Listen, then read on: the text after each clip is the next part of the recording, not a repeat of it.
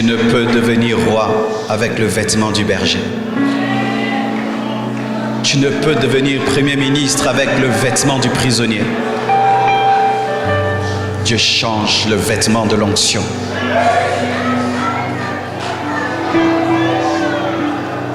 Je sens ces paroles sortir pour quelqu'un ici.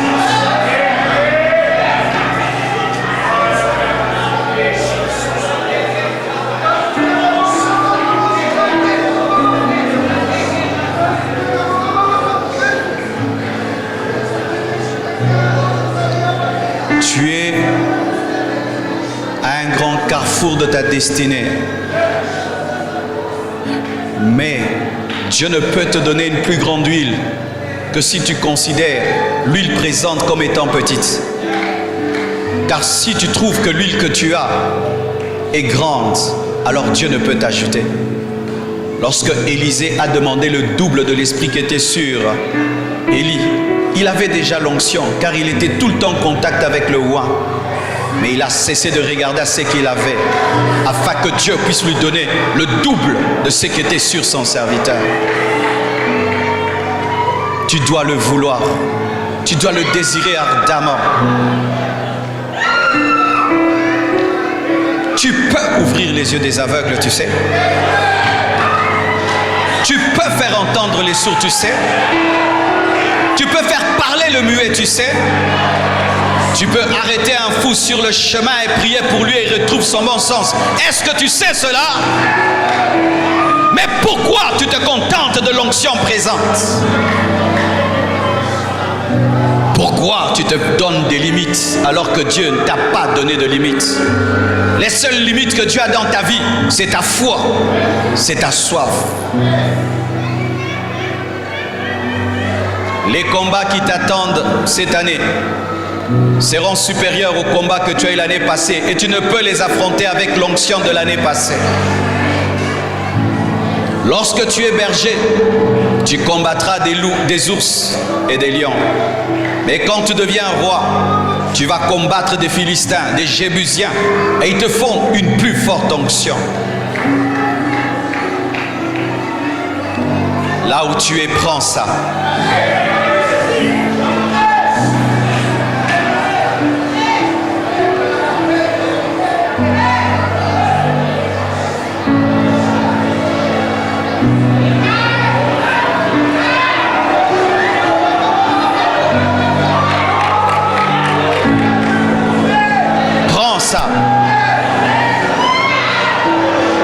Prends le vêtement de 2019.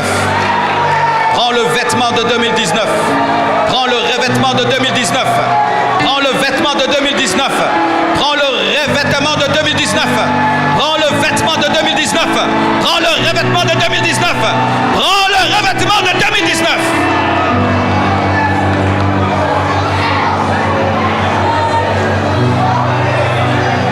Je refuse d'entrer dans des nouvelles choses avec des vieilles choses. Je refuse de faire des adaptations. Je veux un renouvellement. C'est ce que Dieu veut pour toi. C'est pourquoi à la fin de cette année, une grande soif de Dieu t'a rempli. Car Dieu te préparait à recevoir des nouvelles choses.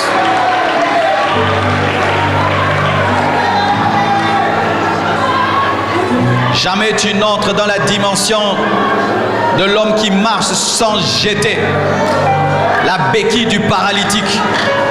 Jamais tu n'entres dans la dimension de l'homme qui voit sans jeter le vêtement du mendiant.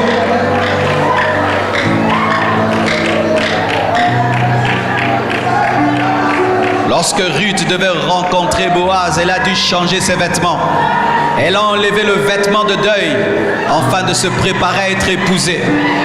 Et Dieu change, il t'ajoute la dose, il te confie encore plus de force et de puissance, car il connaît mieux que toi la destinée qui t'attend.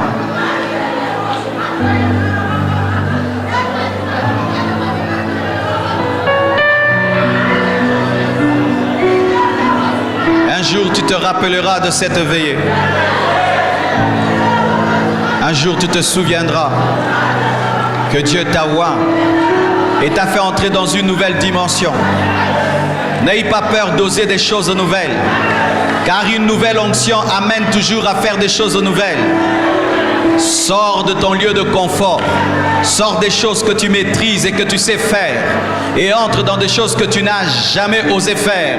C'est alors que la nouvelle onction se manifestera. Car la nouvelle onction ne se manifeste que dans des choses nouvelles.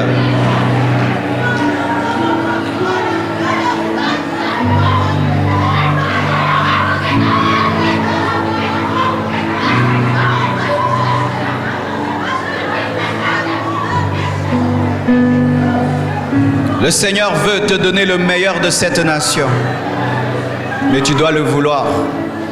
Il y a certains au milieu de vous, Dieu vous appelle à avoir le meilleur de cette nation. La Bible dit dans Ésaïe 1, verset 19, « Si vous avez la bonne volonté et si vous êtes docile, vous mangerez les meilleures productions du pays. » Dieu veut te placer dans les hauteurs de cette nation. Dieu veut te connecter à des personnes haut placées. Le bouleversement qui arrive va te connecter. Ce bouleversement qui arrive au Congo, ce sera une bénédiction pour certains, car cela va vous connecter aux choses qui sont haut placées. Que Dieu te donne cela, que Dieu t'accorde cela, mais tu dois le vouloir, tu dois le vouloir. Tu dois le vouloir. Lorsque tu veux prendre un et tu veux l'amener dans les hauteurs, tu as besoin de la manche et Dieu a besoin de ta volonté. Tu dois vouloir. Il y a des gens qui n'aiment pas les grandes choses. Dieu ne te donnera jamais les grandes choses. Il y a des gens qui n'aiment pas les choses excellentes et Dieu ne vous donnera pas les choses excellentes. Si tu veux les choses élevées, Dieu te donnera les choses élevées.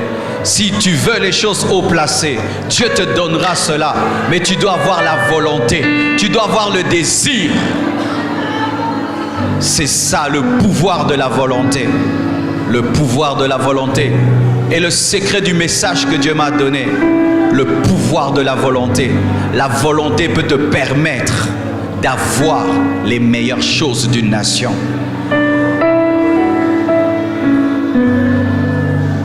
La volonté permet de continuer après l'échec. Dans le psaume 51, verset 12, la Bible dit « Rends-moi la joie de ton salut et qu'un esprit de bonne volonté me soutienne. » David venait de tomber, il venait de chuter. Mon frère, toi qui as échoué l'année passée, toi qui as chuté, tu as perdu ta sanctification. Et il y a une voix qui te dit « Tu ne vas plus te sanctifier. » C'est faux. Tu as échoué financièrement l'année passée. Et une voix te dit, toi, tu ne seras jamais riche. C'est faux. Tu as connu des échecs l'année passée.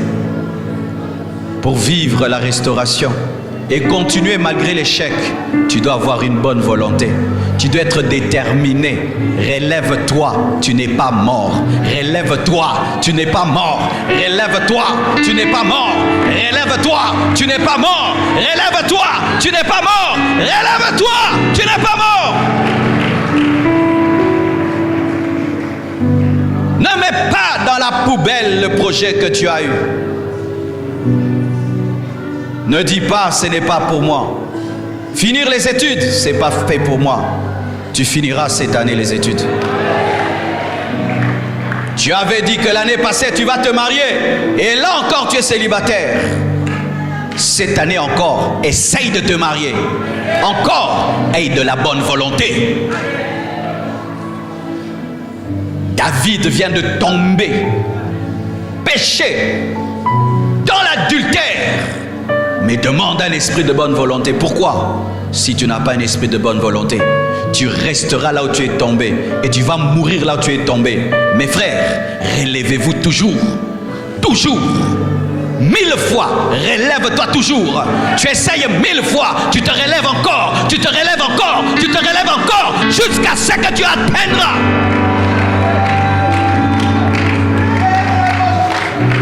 N'écoutez pas ces hommes qui lâchent facilement. N'écoutez pas ces hommes qui abandonnent facilement parce qu'ils ont échoué 1 fois, 2 fois, 3 fois. écoute Dieu. Combien de fois il a essayé de te sauver, combien de fois il a essayé de te transformer, et tous les jours il revient pour te parler. Sois comme ton Père parfait qui est au ciel, qui ne se fatigue jamais. Et si même cette année tu connais l'échec, relève-toi, essaye encore. Si cette année encore tu connais l'échec, bats-toi encore, et bats-toi encore, et bats-toi encore. Tant que tu auras la bonne volonté, l'ennemi ne pourra pas te garder par terre.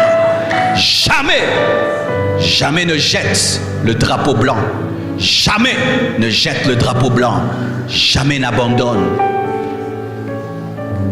Cette année, refais encore les affaires. Cette année, va encore étudier. Cette année, demande à une autre femme la main. Cette année, essaye encore d'avoir le visa. Cette année, sers encore Dieu. Cette année, marche encore dans la sanctification. Cette année, bats-toi encore contre ce péché. Bats-toi encore contre ce péché. Même s'il t'a fait tomber en décembre, bats-toi contre ce péché. Tu sais pourquoi le diable te combat? C'est parce que tu n'es pas mort. On ne combat jamais les morts. Tes luttes et tes combats sont la preuve que tu es encore vivant. Relève-toi, continue et continue. Et en toi est caché un champion. Dans cet homme qui échoue est caché un champion. Dieu est en train de te tailler.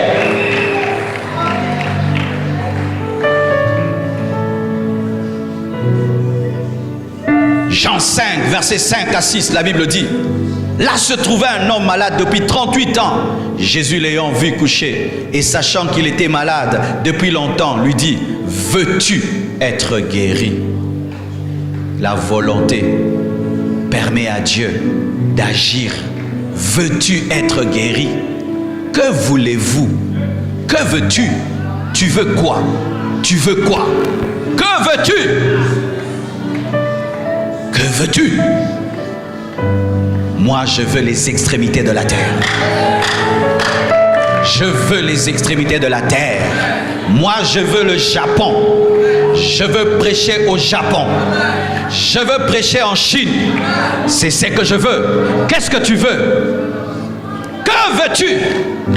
Il savait que cet homme était malade, mais il lui pose la question: veux-tu être guéri? Le pouvoir de la volonté te permet d'être guéri. À vous tous qui avez des maladies, voulez-vous être guéris? Soyez guéris, soyez guéris, soyez guéris, soyez guéris. Un malade qui ne veut pas être guéri, même dans la vraie médecine de ce monde, tu ne peux pas le guérir. Il faut la volonté du malade pour que même le médicament agisse. Si tu veux, cette année, ton sida va disparaître. Si tu veux, cette année, tu jetteras tes lunettes et tu liras sans tes lunettes. Si tu veux, cette année, ta matrice sera guérie, tes trompes seront guéries. Si tu veux, veux-tu être guéri? Veux-tu être guéri? Certains, votre maladie, c'est un caractère qui est mauvais. Veux-tu être délivré de ce caractère? Veux-tu être libéré de ce défaut? Veux-tu? Je le veux et Dieu agira.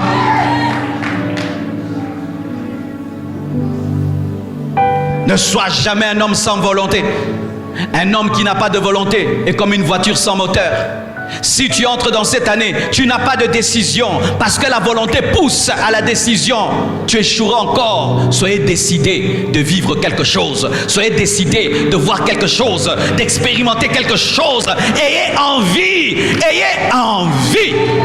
de désirer quelque chose cette année.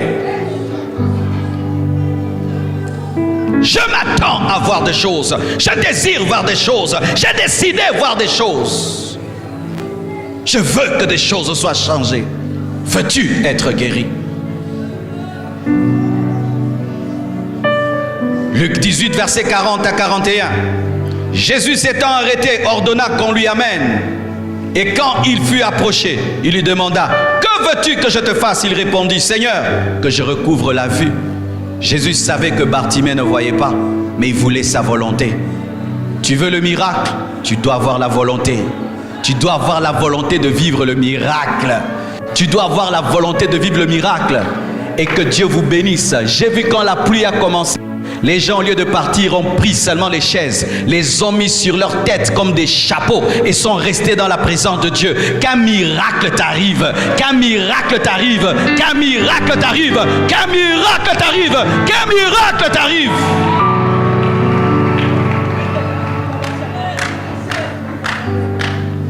Dieu ne peut faire de miracle dans ta vie si tu ne le veux pas. Il y a des gens qui ne s'occupent pas de Dieu, mais qui attendent que Dieu fasse des miracles dans leur vie. Non, tu dois montrer que tu veux. Dieu est capable de toucher un inconnu pour prendre soin de ta vie.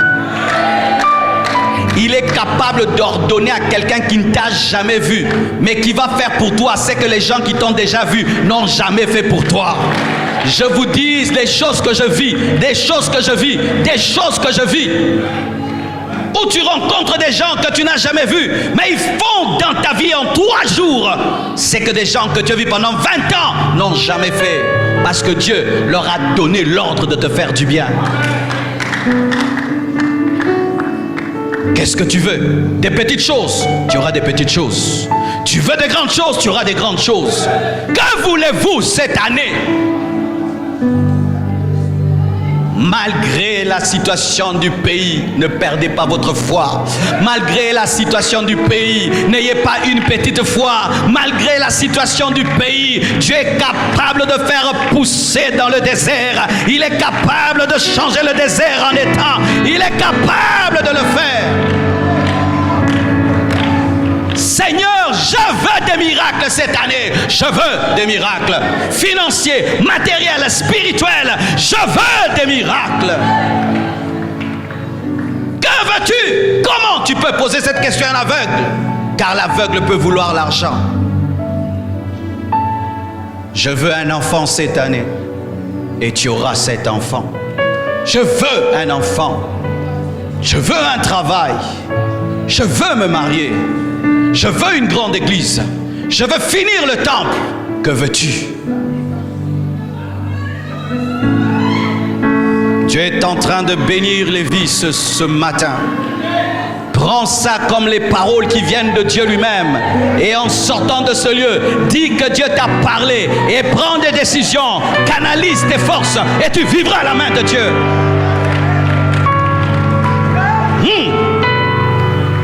Genèse 24, versets 58 à 59.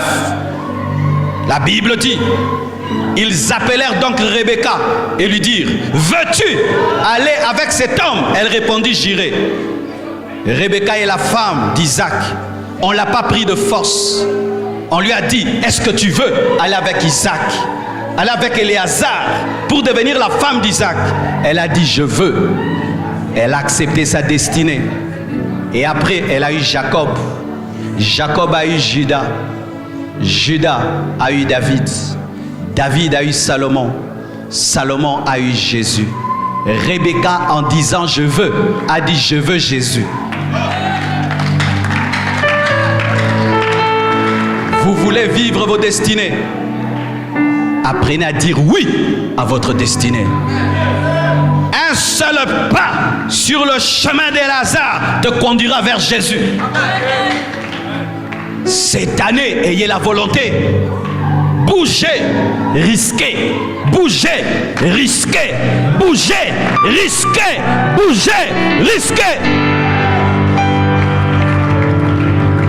Tu as peur de monter dans un avion pour faire les affaires. Tu as peur des millions. Tu as peur d'entrer dans un bateau pour faire les affaires. Tu as peur des millions. Cette fille a abandonné papa, maman pour suivre une personne qu'elle a vue qu'une fois seulement. Elle est montée sur son chameau. Elle a eu confiance en Éléazar. Sa vie était en jeu. Mais au fond, elle a trouvé qui? Un beau mari, Isaac, le fils d'Abraham. Et elle est devenue l'ancêtre du Christ. Si vous ne risquez pas cette année, vous ne vivrez pas la main de Dieu. Vous devez avoir la volonté. Des fois, Dieu va vous amener dans des endroits où vous ne connaissez personne, mais il sera avec vous. Il sera avec vous. Je viens du Gabon, j'habitais une maison, tout seul dans la maison, avec un garde que je ne connais pas. On m'enferme dedans. J'ai confiance. Dieu veut que je sois ici. Et je suis revenu. Si j'avais peur, je n'allais pas vivre ce que j'ai vécu. Mes frères, arrêtez d'avoir peur. Arrêtez d'avoir peur d'Éléazar, même si vous ne le connaissez pas. Ayez la sensibilité spirituelle pour sentir que derrière lui se trouve votre destinée. Dieu ne vous bénira pas que par des choses que vous maîtrisez, que vous connaissez.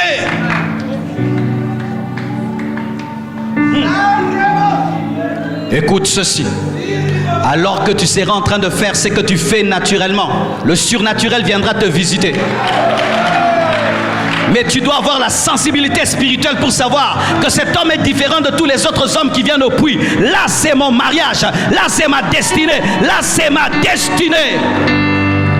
Elle avait l'habitude d'aller au puits. Mais ce jour-là aussi, un homme est venu au puits. Mais c'était un homme différent. Elle a eu la sensibilité. Soyez tout le temps prêts. Tout le temps prêt à saisir l'occasion de Dieu. Parce que Dieu ne te préviendra pas le jour où il va te visiter. Éléazar n'avait pas des ailes, il n'avait pas un visage qui rayonnait. C'était un vieillard, mais dans le vieillard se cachait Jésus. Veux-tu suivre cet homme? On ne t'oblige pas, je le veux. Même si nous devons parler même clairement du mariage. Si vous voulez vous marier cette année, vous devez vouloir vous marier. J'aimerais vous dire la vérité moi-même. Je me suis marié à l'âge de 30 ans. C'était quoi? J'avais pas la volonté. J'avais peur de me marier. J'avais peur. Et je me cachais derrière les défauts des filles. Mais ce n'était pas les défauts des filles. C'était moi le problème. J'avais peur de me marier. J'avais peur. J'avais peur. J'avais peur. Il suffisait qu'une fille ait un petit défaut, je fuis. Un petit défaut, je fuis. Et je donne des arguments. Jusqu'à ce que j'ai compris que c'était moi le problème. Est-ce que vous voulez vraiment ce que vous voulez? Parce que des fois, vous pouvez dire que vous voulez, mais vous ne voulez pas. Veux-tu vraiment ce que tu veux? Et es-tu capable d'en payer le prix? Elle a payé le prix de quitter ses parents, ses amis, et de suivre un vieillard sans savoir où elle allait et qui elle allait rencontrer. Si Dieu veut que tu ailles étudier à Moscou, va étudier à Moscou. Même si tu seras là-bas sans amis et tu ne connais pas la langue, Dieu fera que tu apprennes la langue. Tu connaîtras la langue, tu vas maîtriser la langue. La plupart des temps, nos bénédictions sont cachées derrière la peur. La peur que tu as cache ta bénédiction. Si tu l'enlèves, tu verras, ta bénédiction est derrière.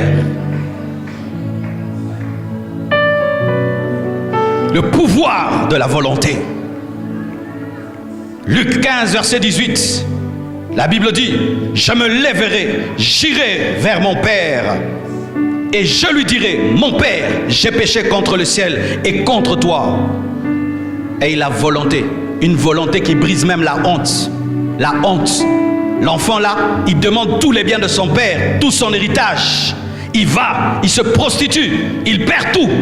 Mais la volonté, même si c'est qu'on se moque de lui là-bas, même si on traite de prostituée, même si on traite d'enfants prodigues, il dit: je me lèverai, j'irai là où j'aurai honte, là où même les serviteurs de mon père vont se moquer de moi.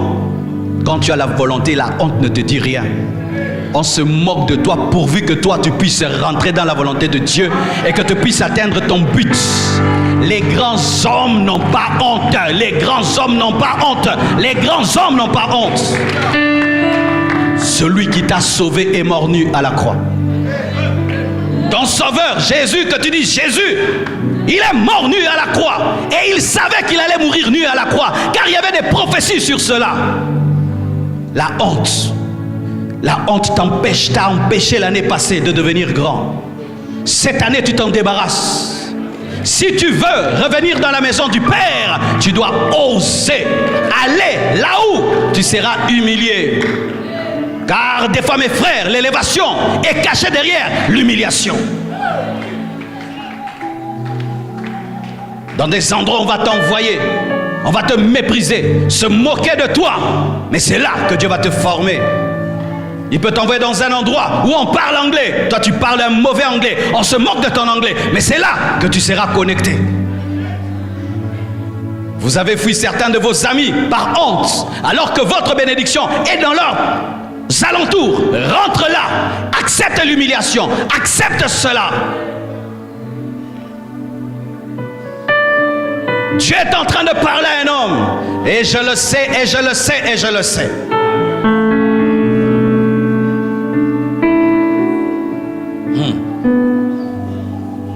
Matthieu 9, versets 20 à 22. La Bible dit, et voici une femme atteinte d'une perte de sang depuis 12 ans, s'approcha par derrière et toucha le bord de son vêtement, car elle disait en elle-même, si je puis seulement toucher son vêtement, je serai guérie. La volonté permet d'atteindre les projets, même les projets les plus difficiles. Cette femme a décidé de toucher le pan de la robe de l'homme le plus protégé de ce temps-là. Même si on l'a poussée, elle revenait. Même si on l'a chassée, elle revenait. Même si elle était faible, elle revenait. Même s'il y avait un interdit sur elle qu'une femme qui a une perte de sang ne doit pas toucher les gens de peur de les rendre impurs, son projet était là. Et malgré tout ce qui arrivait, elle a continué à poursuivre la robe de Jésus.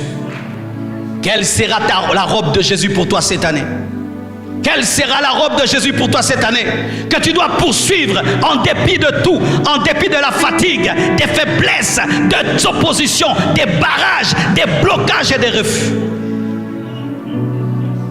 Ce n'est pas parce que tu écris ton projet calmement à la maison que tu vas toucher la robe de Jésus calmement.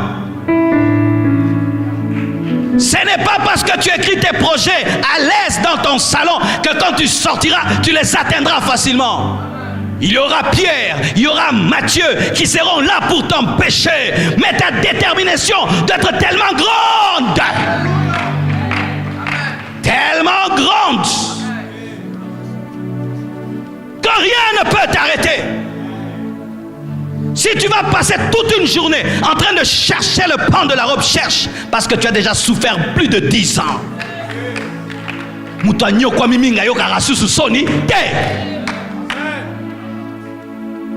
Quelle est la douleur qui va dépasser ce que j'ai ressenti toutes ces années?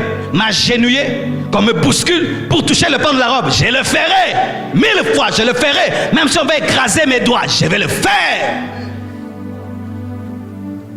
Si vous devenez des hommes aussi déterminés, rien ne vous arrêtera. Rien ne vous arrêtera. Ton problème, c'est que tu te décourages si facilement. Et le diable te connaît.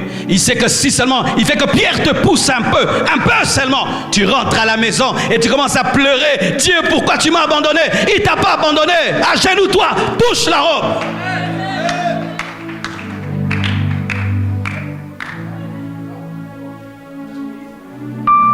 Cette vie, mes frères, ce n'est pas pour les faiblards. Tu es quelqu'un qui pleure, tu pleureras toute ta vie.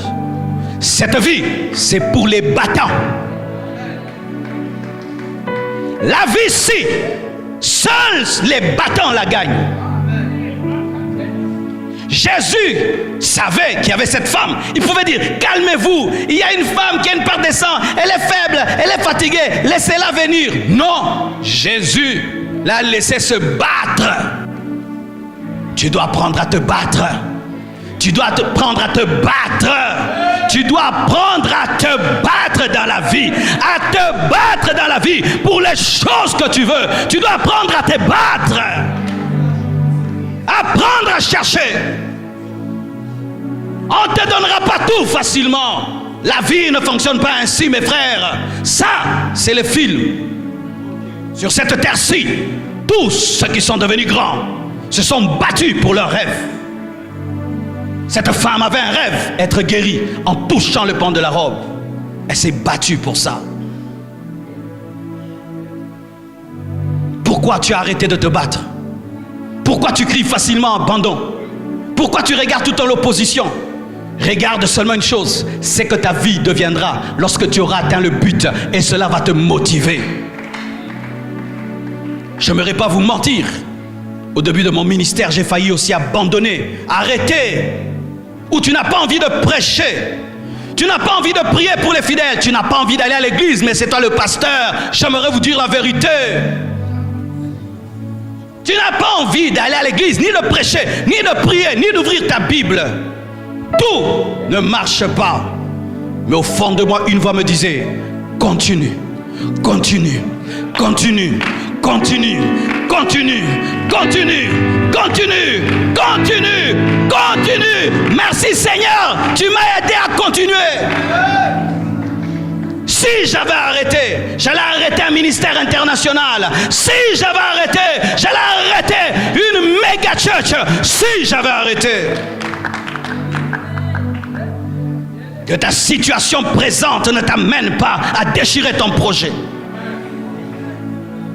Ou tu te contentes du dos de Jésus-Christ. Non, il doit finir par te regarder.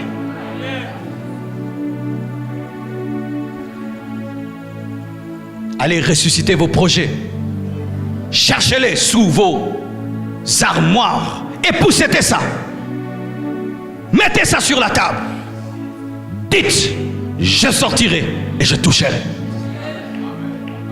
Et si autour de toi les gens te découragent, n'en parle à personne. Car cette femme n'avait dit rien à personne. Si ceux qui sont autour de toi te découragent chaque fois que tu leur partages tes rêves, ne dis plus rien à personne. Poursuis-les. Quand seulement ils verront, ils t'acclameront. Car si cette femme avait dit à ses voisines, je vais toucher le pan de la robe, on allait lui dire, arrête, c'est pas possible.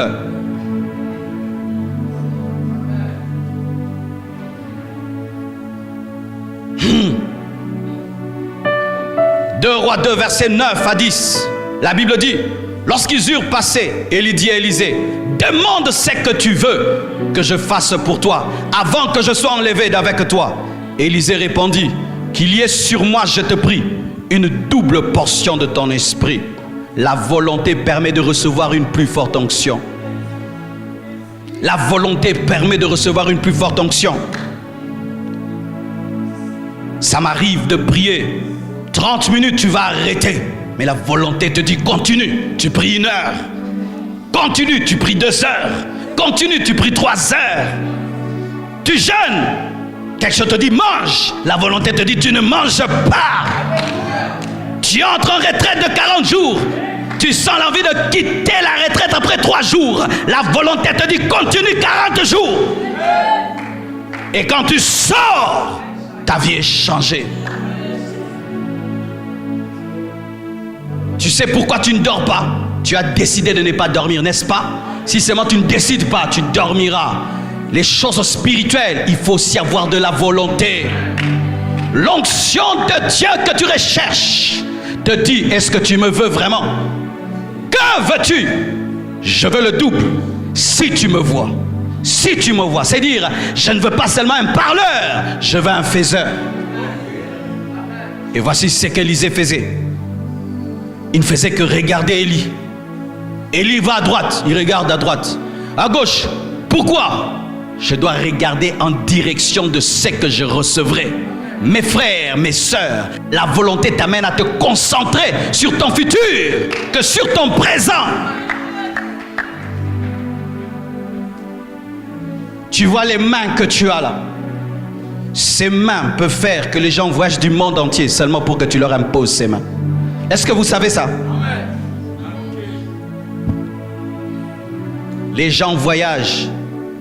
Ils vont en Inde pour chercher un homme qui va opérer leur tête. Il a les mains. C'est avec les mains qu'on opère. Il va chercher quoi? Les mains du médecin. C'est les mains du médecin. Il paye un visa, un billet. Il va en Inde pour chercher les mains du chirurgien. Et les gens ne peuvent pas voyager du monde pour que tu leur imposes les mains. Les gens ne peuvent pas voyager du monde pour écouter ta sagesse comme Salomon a fait voyager la reine de Séba. Mes frères, toutes ces choses sont à votre disposition. Vous devez les vouloir, vous devez les désirer. Vous devez les vouloir, vous devez les désirer. Salomon a demandé la sagesse et l'intelligence et ça fait voyager une reine. Les gens paieront des billets pour t'écouter. Ce n'est pas pour toi, c'est pour quelqu'un d'autre.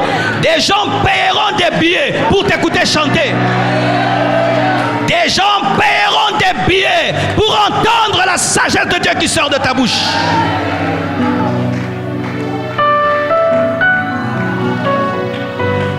Des gens paieront des billets pour que tu leur dises comment tu es devenu ce que tu es devenu.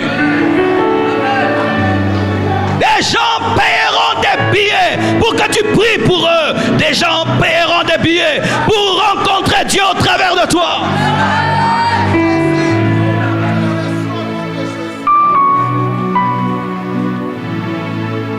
Vous devez le croire, mes frères. Aujourd'hui au Nigeria, il y a des serviteurs de Dieu qui ont même des alliances avec l'ambassade. L'ambassade a remarqué que beaucoup de gens qui arrivent au pays disent je viens voir tel, je viens voir tel. À cause d'eux, il y a tellement de visas. Ils font partie maintenant de l'ambassade. Est-ce que tu crois que cela peut t'arriver? Moi, je crois que cela va m'arriver. Je crois que cela va m'arriver. Je crois que cela va m'arriver. Je crois que des délégations du monde entier viendront à Kinshasa seulement pour venir à la compassion. Je le prophétise, je le déclare, je le confesse, je le déclare, je le prophétise.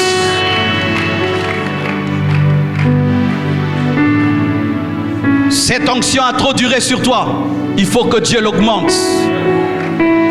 Tu dois la vouloir. Tu dois payer le prix. Tu dois prier davantage. Tu dois jeûner davantage. Tu dois te consacrer davantage. Tu dois te sanctifier davantage. Tu dois davantage.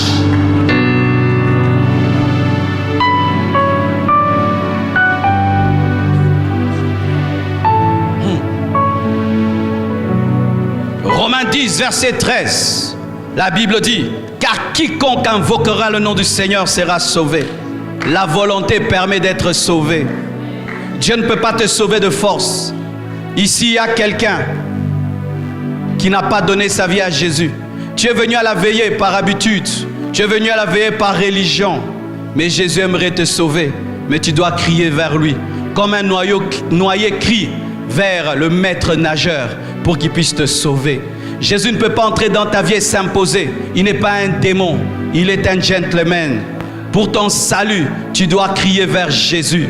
Des fois, tu te poses la question, pourquoi ma vie ne change pas? C'est parce que tu n'as jamais crié vers lui. C'est parce que tu ne l'as jamais invoqué. Des fois, tu dis, pourquoi je ne vois rien? Parce que tu n'as pas crié vers lui. Tu n'as pas manifesté la volonté d'être sauvé. C'est pourquoi il ne t'a pas sauvé de la noyade. Mais cette nuit peut être la nuit de ton salut. Si tu cries vers lui, tu dis, Jésus, viens me sauver du péché. Viens me sauver de l'enfer. Viens me sauver de ma mauvaise vie. Et il te sauvera. Quiconque invoquera son nom sera sauvé. Étant un prédicateur de la sanctification, j'aimerais vous dire ceci. Même pour se sanctifier, tu dois le vouloir. Hébreux 12, verset 14 dit, recherchez la paix avec tous et la sanctification sans laquelle personne ne verra le Seigneur. Beaucoup de gens veulent que Dieu les sanctifie sans qu'ils le veuillent. Que Dieu les délivre de leurs péchés sans qu'ils le veuillent. Qu'ils se retrouvent là, sanctifiés sans le vouloir. Non, tu dois croire et il te donne la sainteté de nature. Et tu dois vouloir pour la conserver. Cette année, vous qui avez échoué face au péché, votre plus grand échec l'année passée, ce n'était pas l'argent. Tu as eu l'argent l'année passée. Tu as eu les visas, tu as tout eu l'année passée. Mais il y a une chose qui t'a vaincu l'année passée, c'est le péché. Tu dois vouloir cette année être libéré de ce péché. Tu dois collaborer avec Dieu pour sortir de la tentation. Et il va te dire, l'année passée tu es tombé parce que tu avais fait ça, tu avais fait ça. Cette année, n'ouvre pas cette porte. Cette année, ne fais pas ceci, ne fais pas cela et tu vaincras. Mais si tu ne veux pas, cette année encore, tu vas pécher contre Dieu comme l'année passée. Il ne peut pas t'imposer la sainteté. Tu dois vouloir la sainteté. Décider, je ne veux plus fréquenter tel ami. Parce que c'est avec tel ami que j'ai péché l'année passée. C'est lorsque j'allais à tel endroit que j'ai péché. C'est lorsque je faisais telle chose que j'ai péché. Je dois arrêter cela. Oui, la grâce est là. Mais la grâce n'enlève pas ta volonté. Dans la grâce, il y a la part de l'homme. L'homme doit aussi participer, collaborer avec Dieu pour sa sanctification. Car si vous vous mariez, si vous voyagez, vous devenez grand, mais vous ne vivez pas dans la sanctification, vous mourrez et vous allez aller en enfer. Jésus reviendra et vous allez rater l'enlèvement. La chose principale dans mon ministère, ce n'est pas que vous deveniez riche, ce n'est pas que vous soyez grand, ce n'est pas que vous fassiez des miracles, que vous viviez dans la sainteté. Car avoir des poches pleines et un cœur vide, c'est être pauvre. Qu'est-ce qui t'a lié l'année passée? Qu'est-ce qui était la cause même du manque de bénédiction l'année passée? Un péché. Tu as voulu que Dieu t'en délivre sans que tu le veuilles. Car Dieu, pour te prendre Isaac, tu dois l'offrir. Si tu ne l'offres pas, il ne le prend pas. Vous devez offrir vos Isaacs. Cette année, les choses que vous aimez plus que Dieu, vous devez les abandonner. Vous devez vouloir, vous devez collaborer. Vous devez rechercher la sanctification. Dieu doit voir en vous le désir d'être saint. Il doit voir en vous la soif d'être saint. Et même quand des fois tu tombes, il doit sentir même quand tu tombes que cet enfant n'aime pas ça. Mais si vous entretenez le mal et vous comprenez le mal, mais vous voulez vous retrouver dans la sainteté, ça ne marchera pas. Vous serez toujours à la case de départ, mes frères. Même pour vivre la sainteté, il faut le vouloir. J'aimerais terminer en vous disant ceci. J'ai parlé du pouvoir de la volonté. Mais quel genre de volonté? La volonté comme celle de Job, comme celle de Jésus. Comme Jésus a dit, non pas ce que je veux, mais ce que tu veux. Une volonté qui est pliée, synchronisée à la volonté parfaite de Dieu. Job 23, verset 12 dit, je n'ai pas abandonné les commandements de ses lèvres. J'ai fait plier ma volonté aux paroles de sa bouche. Je te donne un secret. N'aie jamais une volonté forte et une volonté qui se plie devant Dieu. Seigneur, ça maintenant je fais monter le niveau de l'enseignement. Amen. Moi je veux me marier cette année. Mais est-ce que toi tu le veux? Là je monte, maintenant je donne les enseignements des grands. Amen. Je veux me marier cette année. Est-ce que toi tu veux? Il dit non mon fils, cette année cherche l'argent. Mets le projet de mariage de côté, cherche l'argent. Cette année je veux voyager. Mais est-ce que toi tu veux? Non, cette année je veux que tu étudies encore. Mets de côté le projet de voyage, étudie encore. Cette année, Seigneur, je dois commencer ma propre entreprise. Est-ce que tu veux? Non. Cette année, je veux que tu continues à travailler chez quelqu'un pour apprendre et ça va t'aider dans ton entreprise. Fais-le. Mais si Dieu te dit, cette année, je veux que tu te maries, tu ne vas pas dire, je ne le ferai pas. Si Dieu te dit, cette année, je veux que tu commences ton entreprise, tu dois arrêter de travailler chez quelqu'un d'autre. Si cette année, Dieu te dit, tu dois quitter le pays, tu ne dois pas rester au Congo, car tes anges se sont déplacés. Vous devez avoir une volonté pliée à la volonté de Dieu. Pas ce que je veux, mais ce que tu veux. Je voulais commencer à voyager il y a longtemps. J'ai eu même des portes pour aller directement, le premier voyage aux États-Unis, aller à un déjeuner dans la Maison Blanche. Dieu m'a dit, ce n'est pas ma volonté. Je suis resté à Lemba. Je suis resté à Lemba. C'était là que Dieu voulait. Mes frères et sœurs, le secret du succès dans une année, c'est la capacité de capter la volonté parfaite de Dieu et de faire la volonté parfaite de Dieu. Que Dieu vous ouvre les cœurs, qu'il vous donne la sensibilité spirituelle, que vous soyez capable de dire, Dieu m'a dit.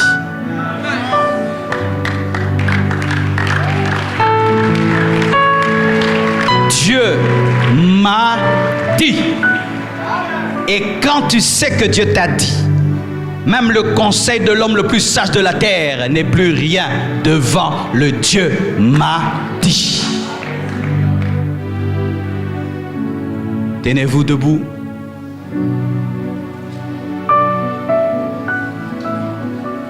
Rendez grâce. Dit que le péché se définit comme une transgression ou un acte contraire à la volonté parfaite de Dieu, aux lois et aux principes de Dieu. C'est un comportement ou une pensée qui va à l'encontre des enseignements divins et qui éloigne l'homme de sa relation avec Dieu. Le péché peut être une action, elle peut être une pensée, elle peut être même une émotion ou une négligence qui viole les commandements de Dieu. Premièrement, sur ces 20 conséquences du péché, le péché sépare spirituellement l'homme d'avec Dieu. Deuxièmement, le péché déclenche la mort physique. Troisièmement, le péché déclenche la mort éternelle qui est appelée l'enfer.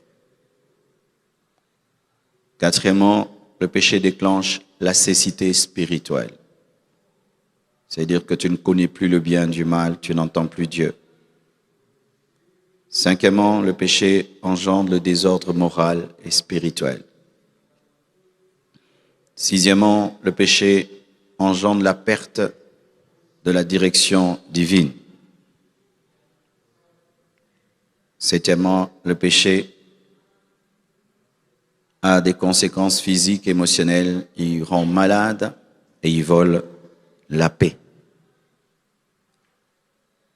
Huitièmement, le péché rend esclave du péché.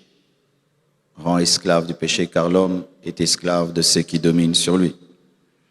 Et quiconque se livre au péché est esclave du péché.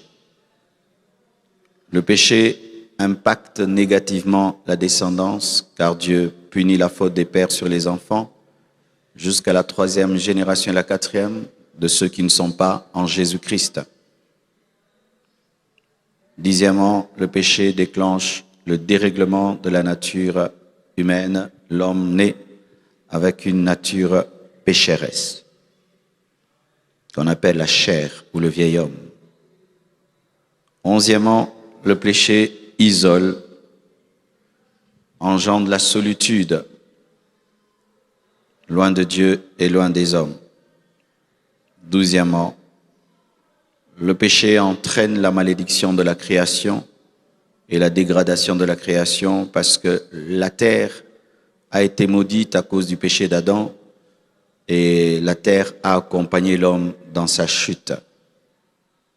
Treizièmement, le péché engendre la corruption du système social, de l'économie, de la politique et ainsi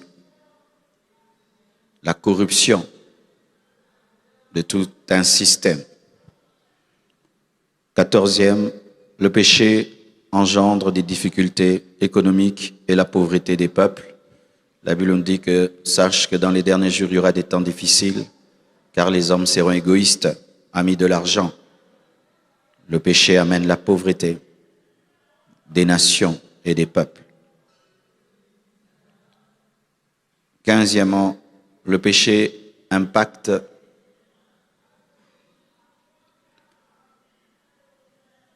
je crois que ça j'avais déjà dit. La descendance, j'avais déjà parlé? Ok. Pour aujourd'hui, nous lisons la Bible, Jacques 4, versets 1 à 2. On va nous projeter cela, Jacques 4, 1 à 2. D'où viennent les luttes ou d'où viennent les querelles parmi vous? N'est-ce pas de vos passions qui combattent dans vos membres? Alléluia. Vous convoitez et vous ne possédez pas. Vous êtes meurtriers et envieux et vous ne pouvez pas obtenir. Vous avez des querelles et des luttes et vous ne possédez pas parce que vous ne demandez pas. Prenez place, s'il vous plaît.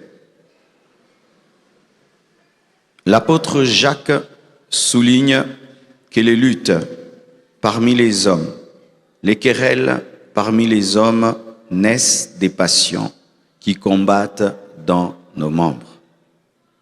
Ça veut dire que les problèmes que les hommes ont entre eux, rancune, méchanceté, jalousie, colère, les guerres même, les guerres, sont produites par les passions charnelles.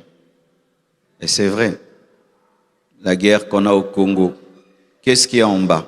Le péché, la cupidité, la jalousie, l'envie, l'égoïsme, qui peut faire que quelqu'un peut déclencher une guerre pour devenir milliardaire et il s'en fout qu'il y ait des millions de personnes qui meurent. Le péché détruit un couple. Quand on parle des divorces, oh, les gens divorcent. Tu fais des recherches, en bas là-bas, qu'est-ce qu'il y a? Le péché, l'égoïsme, la méchanceté, l'infidélité, la brutalité, la cupidité, la sorcellerie, la magie, le péché. Quand deux amis se séparent, tu fais des études en bas, jalousie, oh, il me critique dans le dos, il parle du mal de moi, il fait ceci, le péché. Le péché. Tant que Adam et Ève n'avaient pas péché, les relations humaines étaient bonnes. Mais quand seulement ils ont amené le péché, on voit un grand frère qui tue son petit frère. Alléluia. On voit un homme qui accuse sa femme auprès de Dieu. C'est la femme que tu m'as donnée accusation. Pourquoi? Le péché. Alors des fois, nous voulons que les hommes vivent ensemble dans la paix, dans la joie. Alors que le problème pour que les hommes vivent dans la paix et dans la joie, il faut vaincre le péché. Si Dieu nous amène au ciel, au paradis, dans la nouvelle Jérusalem céleste, sans traiter le péché en nous, la nouvelle Jérusalem céleste va devenir l'enfer. Parce que le péché a la capacité de détruire les relations. C'est pourquoi vous remarquez que les personnes saintes qui ont vaincu le mal ont des amitiés durables. 10 ans, 20 ans, 30 ans, 50 ans. C'est pourquoi vous voyez les couples qui ont vaincu le péché vieillissent ensemble. Parce que sans victoire sur le péché, tu ne peux pas avoir des vrais amis. Tu vas même décevoir tes amis. Tu vas commencer à les critiquer dans les dos, tu vas commencer à les envier, tu vas être déloyal, tu seras un mauvais ami. Qui, lorsque ton ami te confiera des choses, tu vas aller les dire parce que tu ne l'aimes pas vraiment. Quand ton ami va te raconter ses succès, tu seras jaloux dans ton cœur, même si tu vas faire semblant d'aimer ça. Quand tu diras à une femme, je serai fidèle, ce sera faux. Quand tu diras à un homme, me soumettrai, ce sera faux. Parce que le péché nous empêche d'avoir des vraies relations humaines. Le péché fait que les collaborateurs soient des faux collaborateurs, que les fils spirituels soient des faux fils spirituels, que les pères spirituels soient des faux pères spirituels. Le péché engendre des mauvais pères, des mauvaises mères. Une fille est venue me voir et m'a dit, mon père ne s'occupe pas de moi, comment j'étudie, comment je m'habille, comment je mange. Il nous a abandonnés, moi et mes frères et notre maman.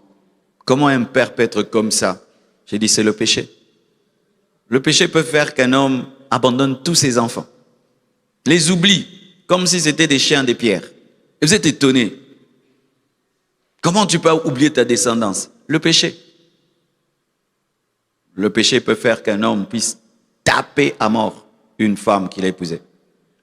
Le péché peut faire qu'une femme puisse tromper son mari. Le péché. Alors vous qui voulez avoir des bonnes relations humaines, le secret, ce n'est pas d'abord d'aimer les hommes. Le secret, ce n'est pas d'abord d'aimer tes amis, ta femme, ton mari, tes frères et sœurs. Tu dois vaincre le péché en toi. Parce que s'il est là, il va tout détruire, il va tout démolir. Comment un grand frère peut tuer son frère seulement parce que Dieu l'a exaucé? Le péché, c'est un animal. Le péché, c'est un monstre qui peut te faire des choses où toi-même tu te dis, comment j'ai fait ça?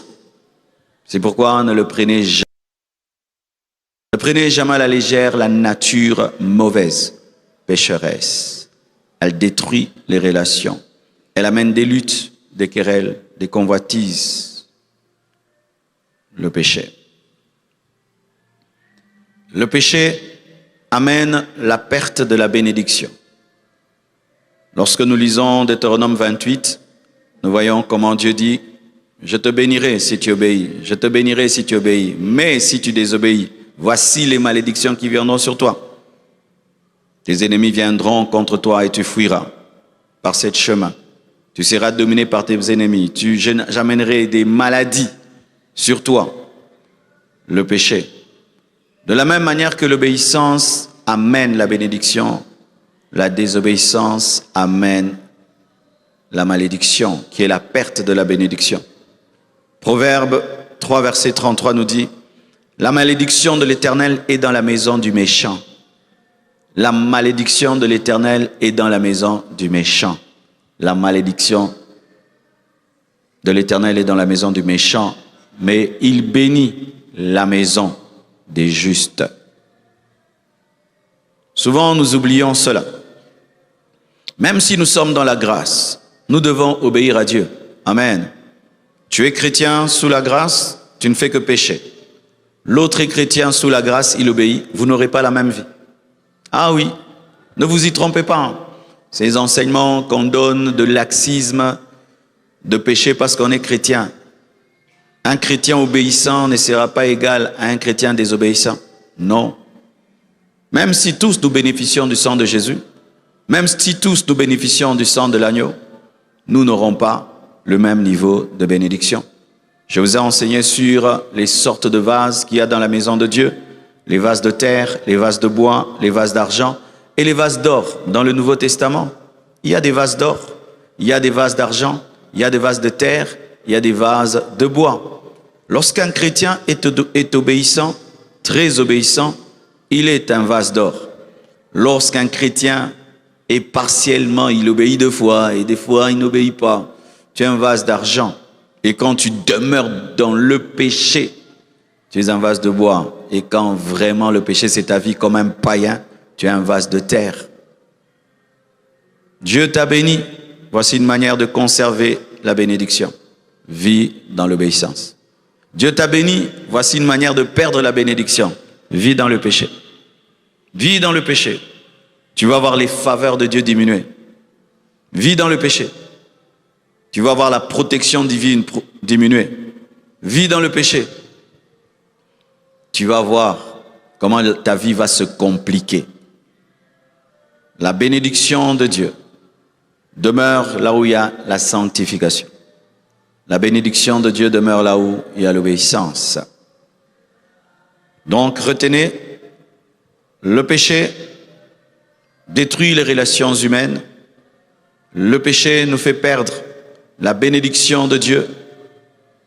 Et 17, la perte de la gloire de Dieu. Vous voyez cette gloire que nous avons vécue là. Le péché la chasse. Lorsque dans une église, le péché s'enracine, vivre une telle gloire devient impossible. Oh oui mes frères, j'ai prié dans des endroits où tu te poses vraiment la question si Dieu est là. Donc tu ne sens même pas une goutte de Dieu, comme s'il y a un béton sur votre tête. La chorale adore, les gens prêchent, on fait du bruit. Il n'y a rien. Aucune ouverture spirituelle, bloquée. Lorsque tu vis dans le péché, tu sens vraiment un béton sur ta tête quand tu pries. Tu sens que tes prières ne dépassent même pas le plafond. Tu ne sens plus sa présence quand tu adores. Tu ne sens plus sa présence quand tu pries. Tu ne sens plus sa présence dans ta vie. Tu as une relation administrative avec Dieu. C'est mon Père.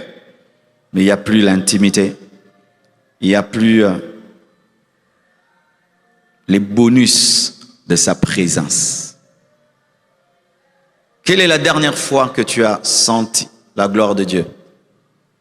Quelle est la dernière fois que tu as prié, à l'église ou chez toi à la maison, où vraiment tu pouvais dire « j'étais dans la gloire de Dieu ». Le péché nous fait oublier le chemin de la gloire. C'est pourquoi quelqu'un hier peut avoir expérimenté la gloire de Dieu, mais quand tu demeures dans le péché, c'est comme si tu oublies le chemin. Tu vois, il y a des endroits où tu es allé hier. Aujourd'hui, on te dit, prends la voiture, va. Tu te perds. Mais tu étais allé.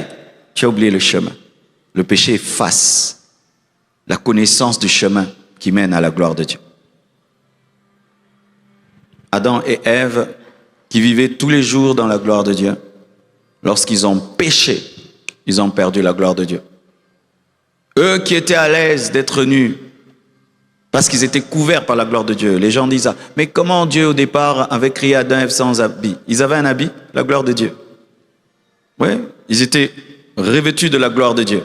Quand ils ont péché, la gloire est partie. Ils ont découvert qu'ils étaient nus. Ainsi, ils avaient besoin de se fabriquer une autre gloire qui protège, alors que on ne fabrique jamais la gloire de Dieu. Quand tu l'as perdue, répands-toi seulement.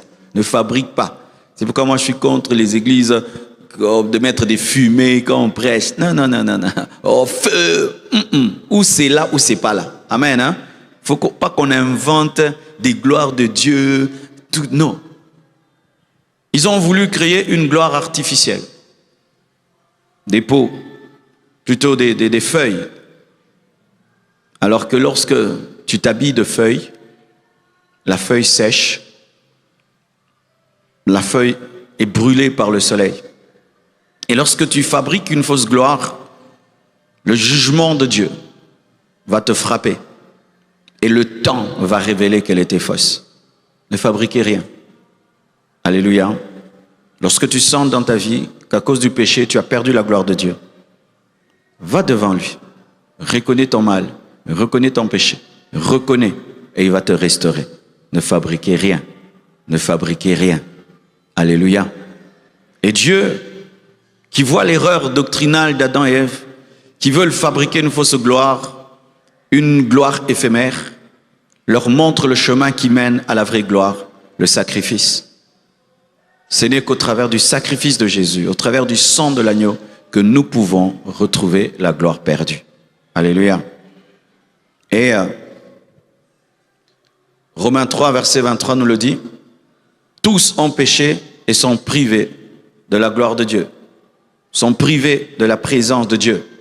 Lorsque l'homme naît sur la terre, à cause du péché d'Adam et Ève, l'homme naît séparé de Dieu et l'homme naît en dehors de la présence de Dieu. Ce qui fait que tous, nous naissons païens. Personne ne naît enfant de Dieu. J'entends des gens qui disent, tu lui dis, est-ce que tu as reçu Jésus-Christ dans ta vie? Oui, depuis que je suis enfant. Non. Tout homme naît coupé de la gloire de Dieu, coupé de la présence de Dieu. C'est seulement la foi en Jésus-Christ qui nous connecte à la présence de Dieu, qui nous connecte à la gloire de Dieu. Sans cela, tu ne peux être connecté à la présence de Dieu, à la gloire de Dieu, car c'est Jésus qui est le chemin qui conduit à cette gloire, parce que l'homme pécheur ne connaît pas le chemin. C'est lui qui est le chemin qui conduit à cette gloire. Est-ce qu'on peut acclamer le Seigneur pour cela?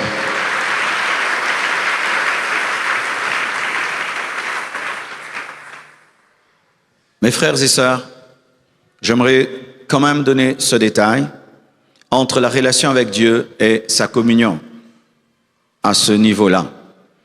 Alors, des fois, il arrive à certains chrétiens, lorsqu'ils pêchent, ils pensent qu'ils ont perdu leur salut et ils vont demander à Jésus-Christ de venir dans leur vie encore. C'est pourquoi certains, à chaque fois qu'on fait accepter Jésus, ils viennent devant. Il y a une différence entre la relation avec Dieu et la communion avec Dieu. Il y a une différence entre la relation avec Dieu et la gloire de Dieu. Lorsque l'homme a péché, il a été séparé de Dieu. La relation a été brisée et la communion a été brisée. Mais quand Jésus-Christ vient dans ta vie, il restaure cette relation avec Dieu. Tu deviens son fils, il devient ton père. Quant à toi maintenant d'entretenir par l'obéissance la communion que tu as avec lui. La foi en Dieu nous donne la relation avec Dieu, mais c'est l'obéissance qui nous donne la communion avec lui. Je répète, la foi en Dieu nous donne la relation père-fils avec Dieu, mais c'est l'obéissance qui nous donne la communion. Alors, il peut se faire que tu aies la relation avec Dieu sans avoir la communion avec Dieu. Tu peux être un chrétien, tu as la relation avec Dieu, mais tu n'as pas la gloire de Dieu. Je répète, tu peux être chrétien, tu as la relation avec Dieu par la foi, mais tu n'as pas la communion avec lui par l'obéissance. C'est pourquoi ne vous contentez pas de la relation. Entrez dans la dimension de la communion. Parce qu'il y a des chrétiens qui, avec la relation, vont rater l'enlèvement. Car ce qui fait enlever, c'est la relation plus la communion. Alléluia. Tu es enfant de Dieu. Tu as reçu Jésus. Oui. Tu as le Saint-Esprit. Oui. Mais le Saint-Esprit que tu as reçu, est-ce qu'il te conduit? Est-ce qu'il te dirige? Toute ta vie chrétienne, tu ne fais que désobéir au Saint-Esprit. Toute ta vie chrétienne, tu as la relation, mais tu n'as pas la communion. Et tu n'auras pas les mêmes résultats qu'un chrétien qui a à la fois la relation et la communion. Vous n'aurez pas le même exaucement, vous n'aurez pas la même autorité, vous n'aurez pas le même impact, parce que lui, c'est un fils obéissant. C'est comme à la maison. Tu as 10 enfants, tous sont tes enfants, tu les as engendrés. Mais parmi eux, un fait toujours ce que tu veux. Tu l'envoies, il part. Tu l'interdis, il ne fait pas. Tu dis change, il change. Lorsqu'il faudra donner l'héritage, tu vas plus donner l'héritage à celui qui est obéissant.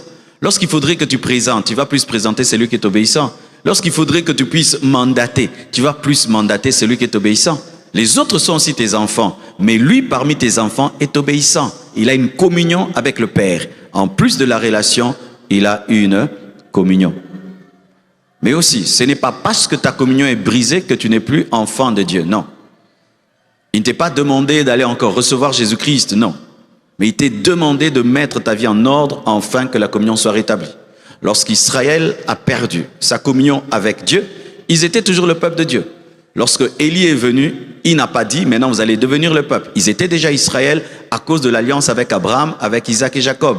Mais il devait rebâtir l'autel de l'Éternel pour que le feu tombe. Amen.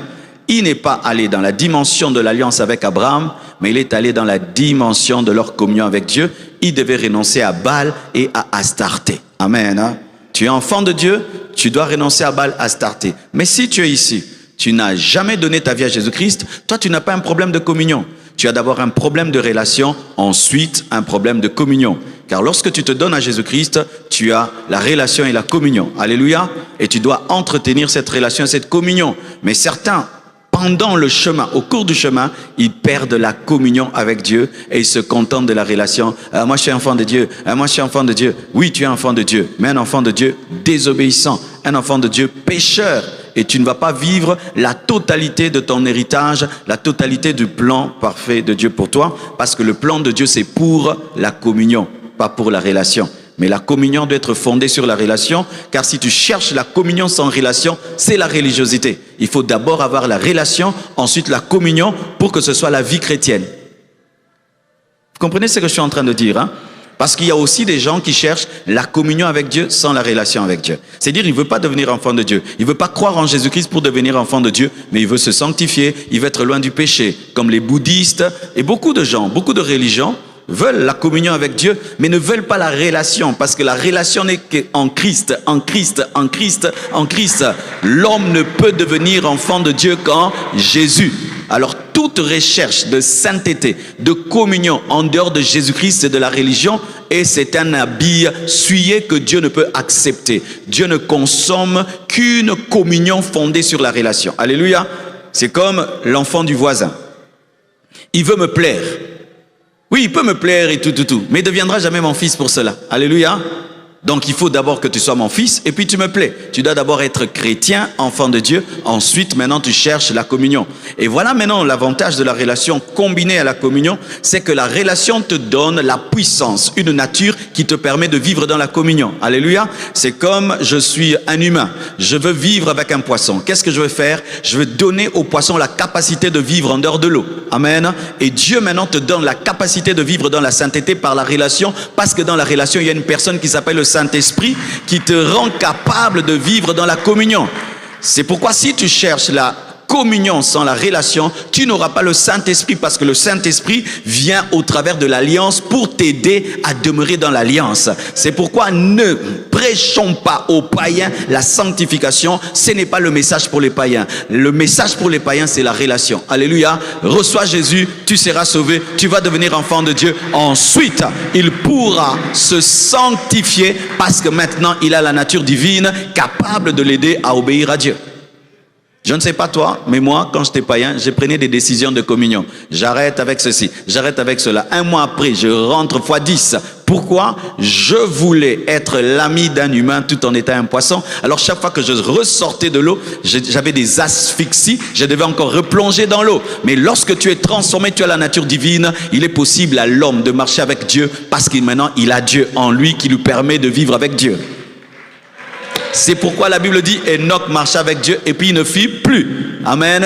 Parce qu'il avait et la relation et la communion avec Dieu. Il te faut la communion, il te faut la relation, il te faut la communion, il faut la relation. Pas seulement la relation, la communion. Pas seulement la communion, la relation. Acclamons le Seigneur.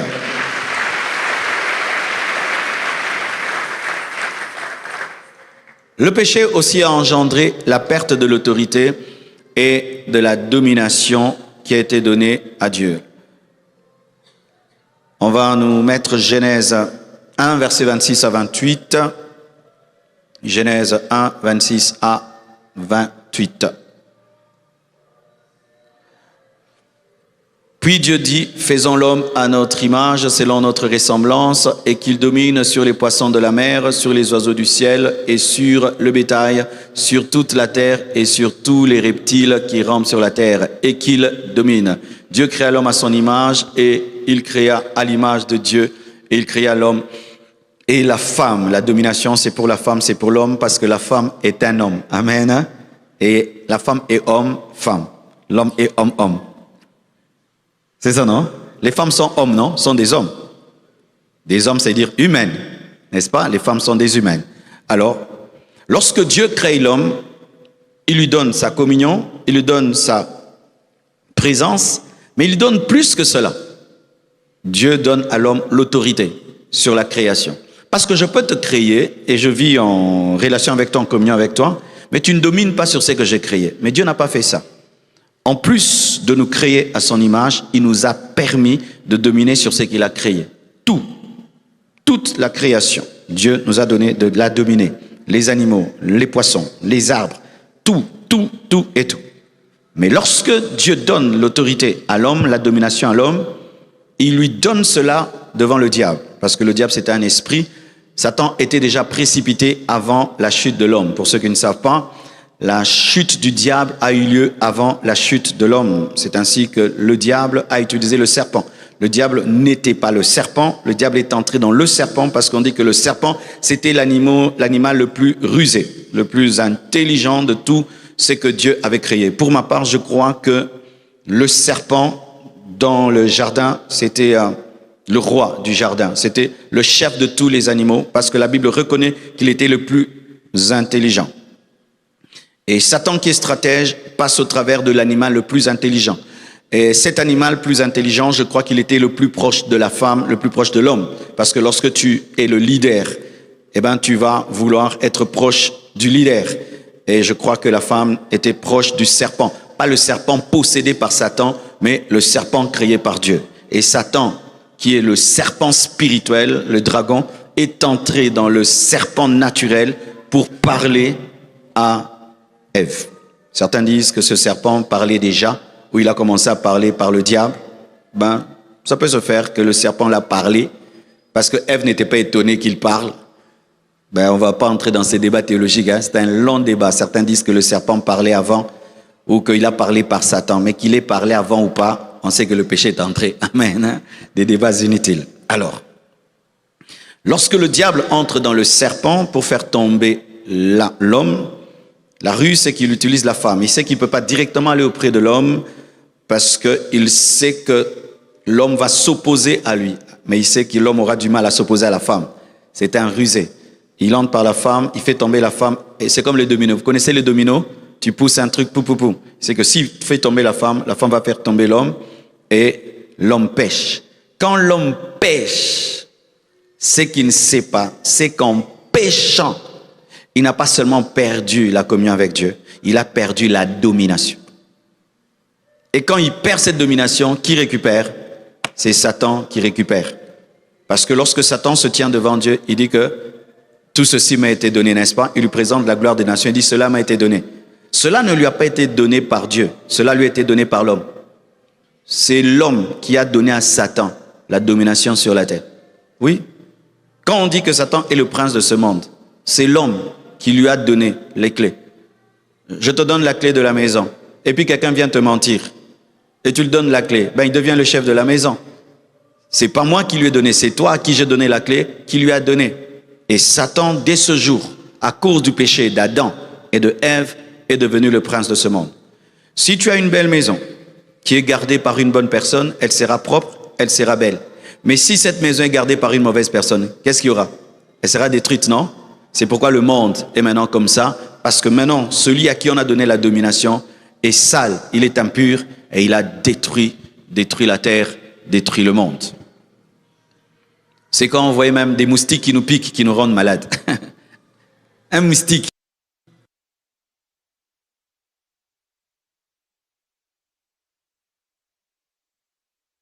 Du lion.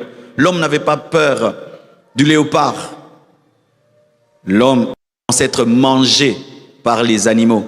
L'homme a commencé à être piqué par les animaux.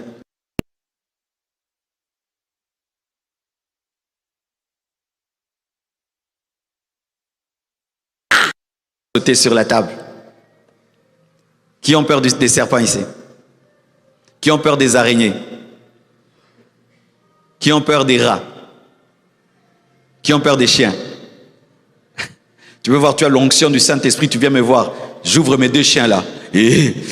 Pasteur. Moi, il y a des animaux que je dégoûte. Les gros rats. Vous connaissez les gros rats poilus? Quand tu me montres un tel, hein, les gros rats poilus avec une longue queue comme ça, qui fait comme ça. Quand je vois ça, j'ai envie de vomir. Donc j'ai la chair de poule. Même s'il ne me touche pas, il est tellement dégueulasse que... Moi, je crois qu'il y a certains animaux qui ont été modifiés par le péché. Regardez comment les mouches ne cherchent que les moustiques ne cherchent que nos oreilles. Hein? Pourquoi ils chantent qu'ici? Pas ici. Pourquoi? Ils ont été faits pour nous torturer. Pour ceux qui ne croient pas qu'il y a une modification des animaux. La Bible dit que quand l'homme a péché, il y a eu les ronces et les épines. Donc il y a des choses qui ont été créées après la chute. Il y a des modifications.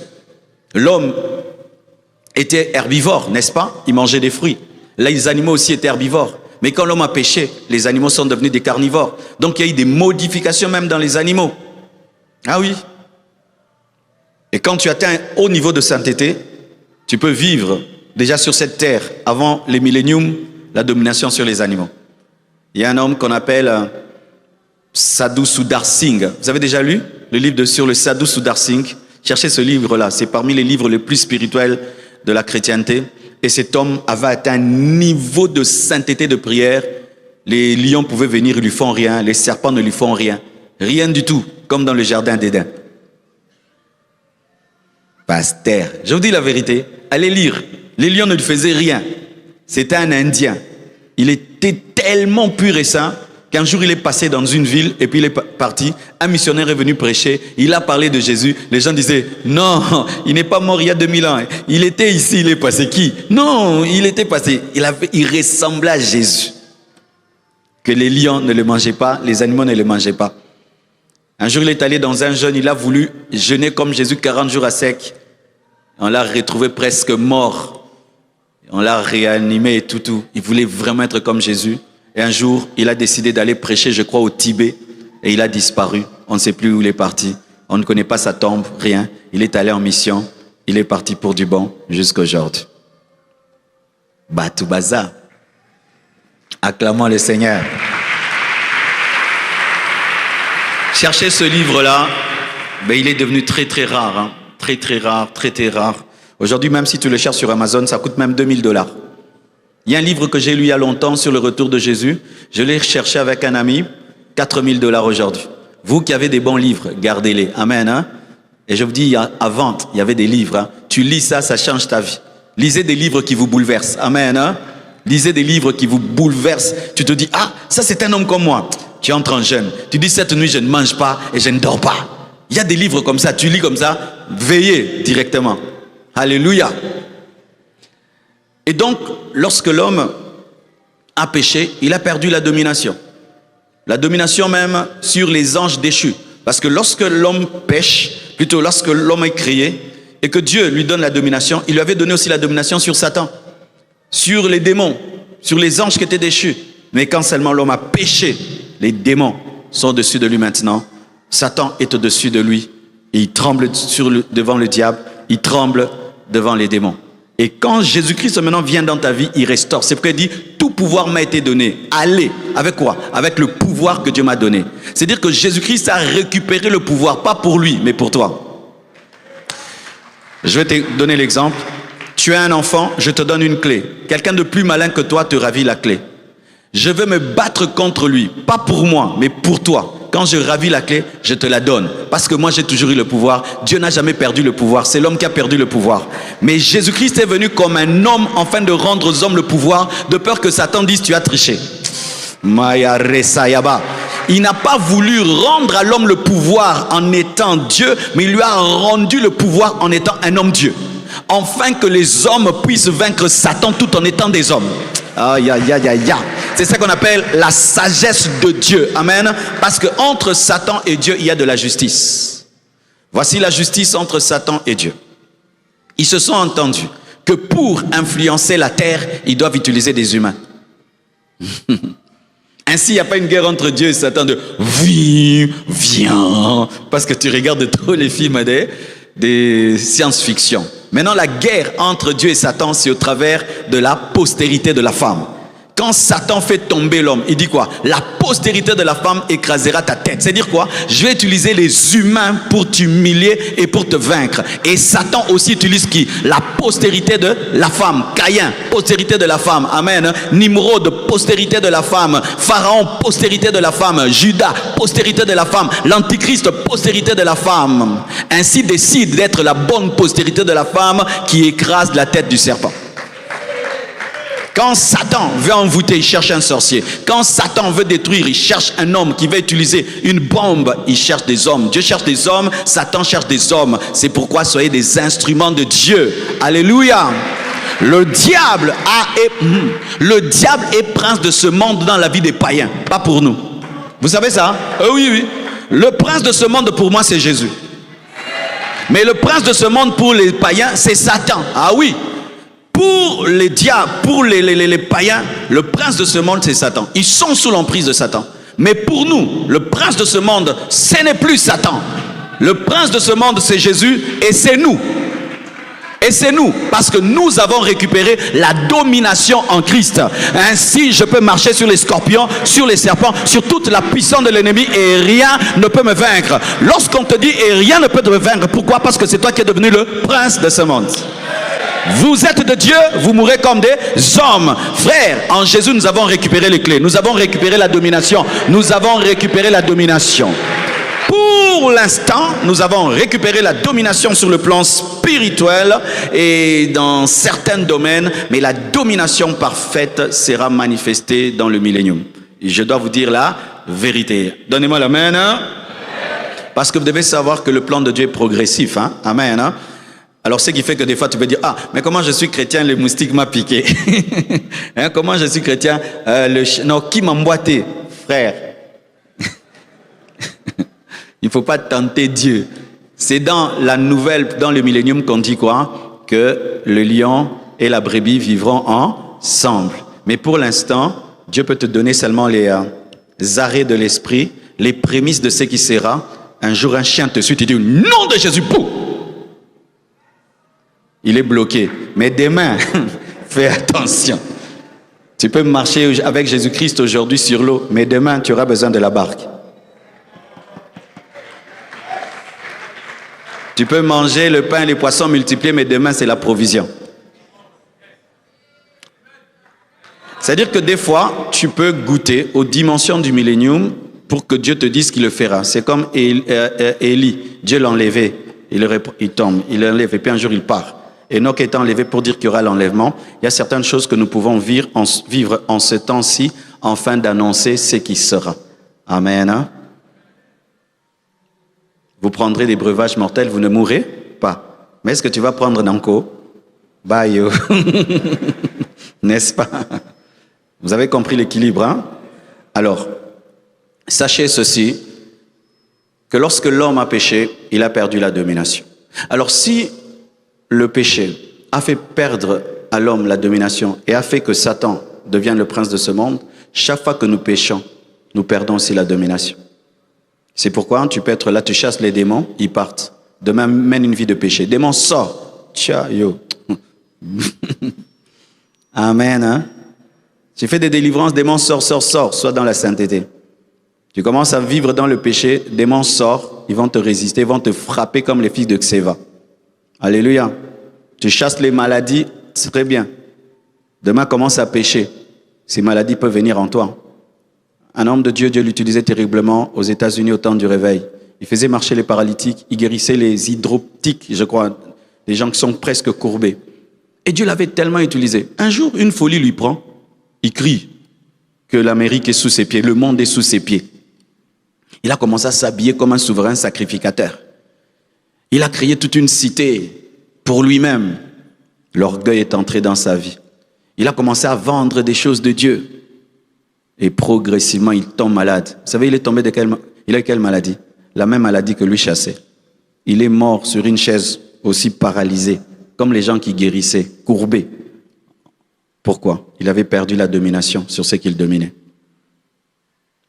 Vivez dans la sainteté, vivez dans la crainte de Dieu, afin de manifester la domination. Lorsque tu as une domination dans ta vie, garde-la dans la crainte de Dieu et dans l'obéissance, parce que les choses que Dieu nous donne sont maintenues dans la sainteté. Alléluia. Terminons. C'est 19, hein? 19. Le péché rend esclave aux forces spirituelles, démoniaques, sataniques. La Bible dit dans Ephésiens 2, verset 2, « Vous étiez morts par vos offenses et par vos péchés, dans lesquels vous marchiez autrefois, selon le train de ce monde, selon le prince de la puissance de l'air. » La puissance de l'air, c'est le deuxième monde, c'est là où se trouve le quartier général de Satan. Il y a ce premier monde, ce monde physique que nous voyons. Il y a le deuxième monde qu'on appelle aussi la puissance de l'air. Et il y a le troisième ciel, là où se trouve le trône de Dieu. Et Satan a établi son quartier général dans le deuxième monde, afin d'influencer le premier monde, notre monde ici. Certains pensent que le diable est en enfer. Satan n'est pas en enfer, hein. C'est une fausse doctrine, hein. Oh, le diable, on nous dessine Satan en enfer en train de brûler, les démons en enfer en train de brûler. Non, ils ne sont pas encore en enfer. Ils iront en enfer. Lorsque Satan a été précipité, il a été précipité sur la terre. Il est ici, au milieu de nous. Sur la terre, d'autres démons sont tombés dans l'eau. Il y a des esprits des eaux. D'autres sont sur la terre, d'autres sont dans les airs. Des principautés, des dominations, des princes de ténèbres. Alors, qu'est-ce qui se passe? C'est que souvent nous oublions que nous ne sommes pas seuls sur la terre. Si dans sa chute, Satan a amené le 1/3 des anges, selon la parole de Dieu qui dit que le dragon a été précipité avec le 1/3 des étoiles, symbolisant les anges qui sont devenus des démons, et que Dieu ait créé des myriades d'anges, si le 1/3 des myriades tombe, c'est-à-dire qu'il y a aussi des myriades de démons. Et donc, il y a plus de démons sur la terre que des hommes. Vous savez ça? Il y a plus de démons sur la terre que les hommes. Tu dois le savoir. Hein? Pourquoi? Parce que lorsqu'un médecin, mettons, va là où il y a le corona, va là où il y a l'impox, on l'envoie dans un coin, comme souvent on envoie ma fille, dans un coin où il y a trop de maladies. Il faut voir comment il se protège. Hein? Il porte des casques, des masques, même des combinaisons. Hein? Vous voyez autant de corona, comment les médecins, parce qu'ils savent qu'ici, il y a trop de maladies. Si on pouvait être conscient que ce monde, il y a trop de démons. Amen, hein? Trop de démons. Vous pouvez être dans une avenue, vous êtes à 200, mais il y a 2000 démons. Hein? Vous pouvez être dans un pays, vous êtes à 1 million. Il y a peut-être 60 millions de démons. Est-ce qu'on est conscient de ça? Souvent, on oublie. Comme on ne les voit pas. Comme on ne les voit pas. Si tu vas dans un endroit, il y a trop de moustiques. Qu'est-ce que tu vas faire? Tu vas mettre la moustiquaire, tu vas fermer la porte pour que les moustiques n'entrent pas, tu vas mettre l'insecticide. Certains, vous dormez même avec quelque chose, des produits pour que les moustiques ne vous piquent pas, parce que vous savez qu'il y a trop de moustiques. Mais est-ce que vous savez qu'il y a trop de démons sur la terre?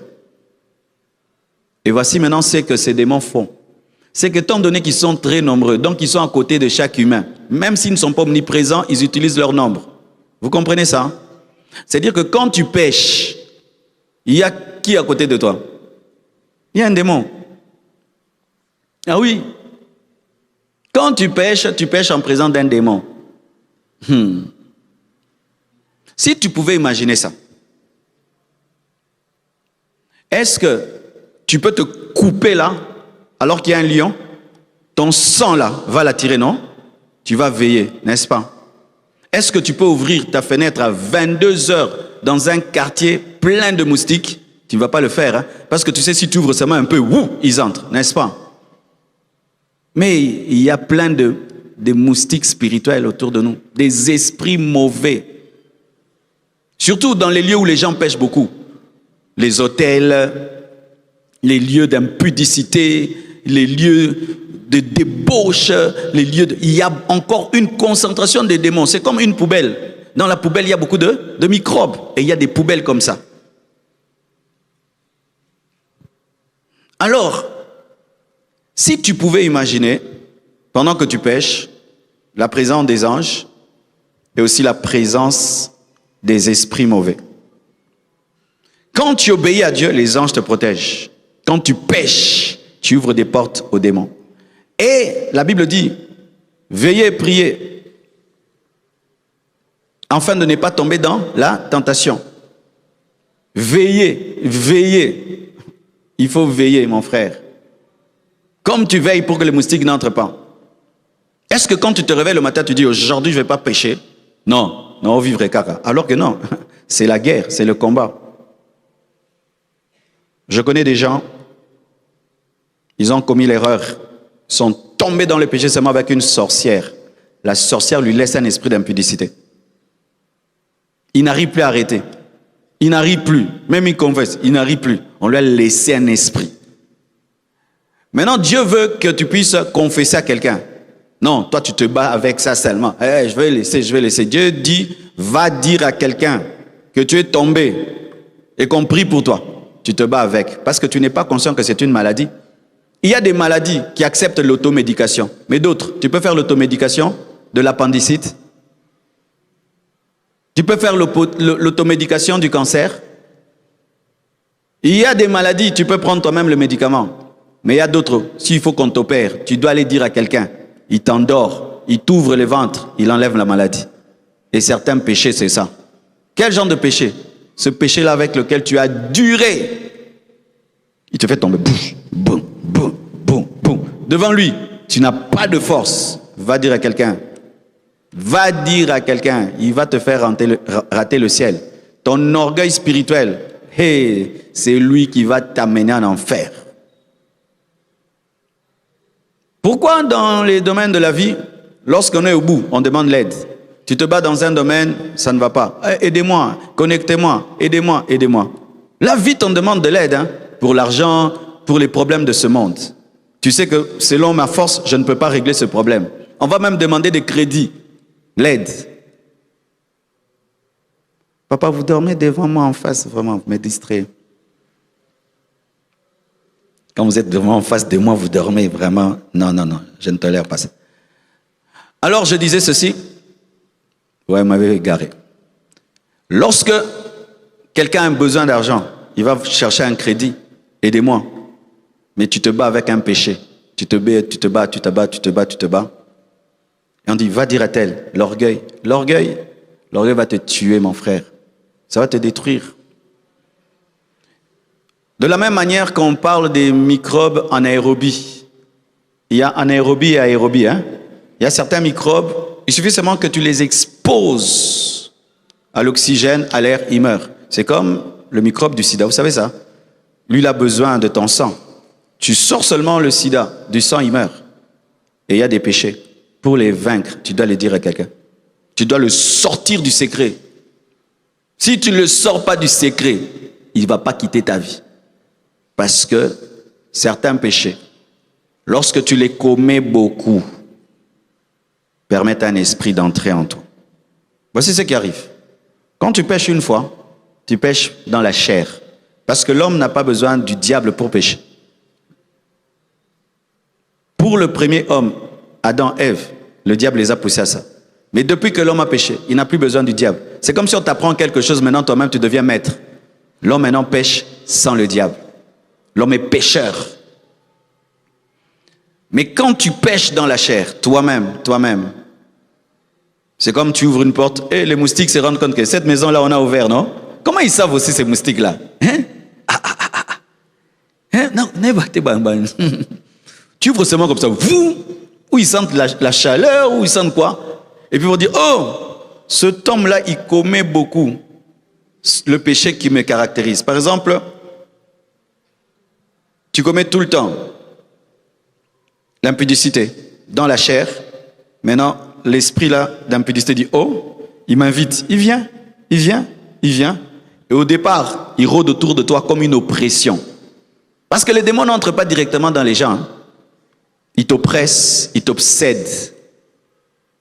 C'est pourquoi certains au milieu de vous, vous avez des pensées, vous pensez que ce sont vos pensées, mais ce sont des pensées démoniaques. L'obsession, des pensées mauvaises, des pensées mauvaises, des pensées mauvaises, des pensées mauvaises. L'esprit là est en dehors de toi. Il veut que tu tombes beaucoup pour que devant Dieu, il ait le droit d'entrer et qu'il dise Dieu, il a exagéré, j'ai le droit d'entrer. Vous voyez la causerie entre Satan et Dieu? Il a dit, tu le protèges trop, c'est normal qu'il puisse te craindre, permets-moi de le toucher. Permets-moi de le toucher. Non, il exagère. Je dois entrer. Il commet mes choses, il fait mes choses, il ne t'appartient plus. Je dois entrer, il est devenu mon esclave, je dois le prendre. Et si autour de toi, il y a des gens qui prient, tu es dans une famille qui prie, il y a tout ça qui intervient, ça retarde. Ça retarde, l'esprit veut entrer, mais il y a des prières de tes parents, de tes frères et sœurs. Seigneur, garde-le. L'esprit n'arrive pas. C'est pourquoi quand la prière baisse, il y a beaucoup de possession. C'est pourquoi tu vas voir quelqu'un, il habite une maison, sa vie n'est pas vraiment détruite. Il change seulement de maison. Tu vois là-bas, il est détruit. Parce qu'il n'y a pas une atmosphère qui empêche à ses esprits d'entrer. Mais après, tu ne vas pas bénéficier des prières des autres éternellement. Hein. Tu dois être mis face à ta destinée. Et puis Satan dit non, tu le protèges trop pour la prière des autres. Mais lui-même ne prie pas. Tu le protèges trop par rapport à la crainte de Dieu, de son père, de sa mère. Maintenant, c'est lui-même. Et Dieu n'a pas le choix. Parce que Dieu ne peut pas tricher. Et puis l'esprit entre. Alors pour les chrétiens n'ont pas des démons dans leurs esprits. Amen. Hein? La possession totale. Un chrétien ne peut pas être totalement possédé par les démons. Parce que le siège du Saint-Esprit, c'est ton esprit. Mais un chrétien peut avoir un démon dans le corps et dans l'âme. Hein? Tu peux avoir une maladie en toi, c'est un démon. Tu peux avoir un défaut qui est maintenant maintenu par un démon. C'est ce que la Bible dit. Vous étiez morts par vos offenses et par vos péchés dans lesquels vous marchiez autrefois, selon le train de ce monde, selon le prince de la puissance de l'air, selon le diable, contrôlé par Satan. Le péché permet au prince de l'air de diriger. Quand tu veux pécher, imagine autour de toi des anges et des démons. Faites-le toujours. Tu vas voir que tu vas craindre Dieu davantage. Satan veut que nous soyons des hommes naturels, qui pensons qu'il n'y a que des arbres sur la terre, des montagnes, des voitures et des maisons. Non, il n'y a pas que des arbres, des montagnes et des maisons. Hein. Il y a des esprits mauvais et des esprits bons. Quand tu es attaqué par les puissants des ténèbres, sache qu'il y a des anges. Mais sache que quand tu vis dans la désobéissance, sache qu'il y a des démons qui chercheront à entrer en toi, à te posséder partiellement, parce que le chrétien n'est possédé que partiellement, dans le corps ou dans l'âme, et refuseront de sortir. Ça fait mal au cœur de prier pour un chrétien. Tu chasses les démons, tu entends vraiment les démons parler dans sa bouche. Hein. Je ne sors pas. Démon sort. Ce n'est pas une prophétie qui sort de la bouche du chrétien. Un démon parle vraiment. Je ne sors pas. Ou même il dit, même s'il me chassait, je l'attends à la maison. Il fera mes choses. Tu t'imagines ça? Aucune prophétie ne sort de ta bouche, mais un démon peut parler en toi, parce qu'il vit en toi. Alors voici. Si je veux rendre un endroit propre, et je veux que les mouches puissent le quitter, est-ce que la priorité c'est de prendre un éventail et chasser les mouches? ou c'est de laver la pièce? C'est laver la pièce. Le problème, c'est que dans l'église de notre nation, on a beaucoup enseigné sur chasser les démons, éventail. Mais on n'a pas enseigné sur laver la maison. Démon sort, éventail. Mais s'il y a une source de mouches, une source de moustiques, tu perds ton temps. La priorité en matière de délivrance, ce n'est pas chasser les démons. Non. La priorité en matière de délivrance, c'est la repentance. Tant que quelqu'un ne se répand pas, les mouches, les démons ont une source pour venir dans sa vie. C'est pourquoi, lorsque Élie a voulu chasser, parce que les dominations d'Astarté, la première chose c'était de ramener les cœurs vers Dieu. Ensuite, il a coupé la tête des prophètes de Baal. Tu ne peux pas couper la tête des prophètes de Baal sans que le cœur du peuple revienne vers Dieu. Alléluia. Pareil aussi dans ta propre vie. Démon, sors. Répands-toi d'abord de la chose qui nourrit les démons. Pour ceux qui font la cure d'âme, ça nous arrive nous tous. Tu pries pour quelqu'un, tu te dis, le nom de Jésus n'est plus puissant. Hein? Qui a déjà senti ça? Hein? Et souvent c'est quoi? Démon, sors. Je ne sors pas. Maintenant tu te dis, je vais ajouter la voix. Démon, sors. Il est toujours là. Ok. Le feu, il est toujours là. Le sang. Le sang de Jésus, il est encore là. Je te lis, il est toujours là. Je te ligote, il est là. Dans les lieux arides, il est là. Ah, tu te dis, je fais quoi maintenant? Je vais louer. Tu loues, il est là. Tu adores, il est là. Tu parles en langue, il est là. Mitraillette, sors, il est là. Bombe, sors, il est là. Tu sais toutes les techniques, il est là. Quand tu fais tout, il est là. Coupe, amen, hein? Moi je coupe à moi, amen. Si moi je sais que je crains Dieu, je vis en communion avec Dieu, avant toi, j'ai chassé des démons. Avant que tu n'entres au bureau, je disais, démons sort, les démons partis. Pourquoi maintenant à ton tour là, le nom de Jésus a diminué de puissance? C'est toi qui as un problème. Amen, amen, amen. Je te réveille, même si tu étais parti. Pourquoi tu vas me tuer pour rien? Les temps. Moi je fais ça, je te réveille. Amen, amen. Hein? Ma sœur, mon frère, assis-toi. Qu'est-ce qu'il y a dans ta vie là qui fait que ma prière ne marche pas? Et une fois, j'ai fait ça. Et puis Dieu m'a dit, cette personne n'a pas pardonné. J'ai dit non, tu dois pardonner à tel. Oh pasteur, jamais. J'ai dit, tu vois? Donc pendant que je chassais les démons, qu'est-ce qui se passe? Tu vois, quand tu chasses un démon, tu chasses une personne. Maintenant, si je vais chasser quelqu'un de cette estrade, qu'est-ce qu'il va faire? Il va s'accrocher à cette table, il va s'accrocher au poteau, non? Quand tu chasses un démon d'une personne, c'est une maison. Alors si cette maison n'est pas balayée, il y a des choses, il va tenir. Quoi? La haine, la colère. Démon sort. Oh, kanga. Et c'est difficile de chasser quelqu'un qui a des endroits qui tient. Hein? Il faut vider la maison. C'est pourquoi, dans la cure d'âme, lorsque vous préparez quelqu'un à la délivrance, amenez cette personne à ce qu'on appelle l'autodélivrance. C'est-à-dire que la personne elle-même se mette en ordre avec Dieu. Ce sera facile de balayer. Tu balayes, ça part. Tu balayes, ça part. C'est pourquoi les délivrances des personnes consacrées vont vite. Tu sors, il sort. Tu vois, ça va vite. Pourquoi? La personne elle-même a mis sa vie en ordre avec Dieu. Alléluia. C'est pourquoi, quand vous cherchez les hommes de Dieu, oh là là. J'ai tel problème, tel problème. Ce ne sont pas des magiciens. Si Dieu, tu n'as pas obéi au principe de Dieu, un homme de Dieu ne peut rien pour toi. Si toi et Dieu, vous ne vous entendez pas, un homme de Dieu ne peut rien pour toi. Arrangez avec Dieu. Une fois, je priais pour un garçon. On lui avait donné le nom des filles. Et ça bloquait la délivrance. Et puis Dieu m'a dit, change son nom. Je l'ai réveillé. J'ai dit, il s'appelait Minou. Vraiment un garçon, Minou. J'ai dit, tu t'appelles David. Tu es David, je suis David. Tu es David, je suis David. Démon sort, le démon est parti. Pourquoi? Ce nom maintenait un esprit d'homosexualité. Une fois, je prie pour une sœur. Je prie, ça bloque. Et puis j'ai dit, ah ma sœur, c'est quoi? Elle était en train de vivre avec un homme marié. J'ai dit, ok, va renoncer à cet homme marié. Tu reviens samedi, je prie pour toi. Jusqu'aujourd'hui. Elle allait gaspiller mon énergie. Sors. J'ai dit, paie-moi. Amen. Le péché donne la puissance au prince de ténèbres, mais la sanctification lui enlève. C'est pourquoi Satan n'aime pas que tu vives dans la sainteté. Il n'aime pas que tu vives dans la crainte de Dieu. Il n'aime pas que tu aies des moments de consécration qui augmentent ta dimension de sainteté, ton amour pour Dieu et l'obéissance, parce qu'il sait que tu parleras, ça arrivera. Il t'attaquera, il ne pourra rien te faire parce que tu es supérieur à lui.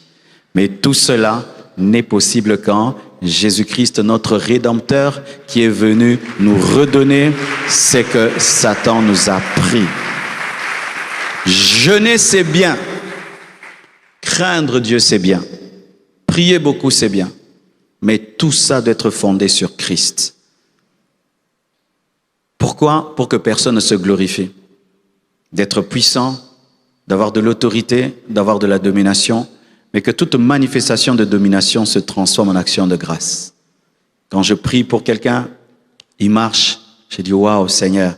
Je prie pour un malade, il est guéri, oh gloire à Dieu. Je demande une chose, elle arrive comme j'ai demandé, je suis rempli de reconnaissance parce que je fonde tout sur Jésus. Jésus est notre sainteté. Jésus est la clé de la délivrance. Jésus est la clé de la pureté. Jésus est la clé de l'obéissance. Fixez tout sur Jésus. Amen. Nous allons nous tenir debout. Nous allons rendre grâce à Dieu. Acclamons le Seigneur pour la fin de cet enseignement. Qui était béni. Acclame, acclame, acclame, acclame, acclame.